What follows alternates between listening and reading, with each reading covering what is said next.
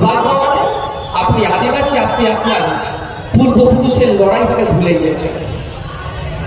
আপনি দলিত, আপনি হিন্দু, আপনি মুসলমান, আপনি আপনার পূর্বপুরুষের লড়াইটাকে ভুলে গিয়েছেন। ব্রিটিশদের বিরুদ্ধে কি লড়াই করেছে, এই আপনি আপনার পূর্বপুরুষ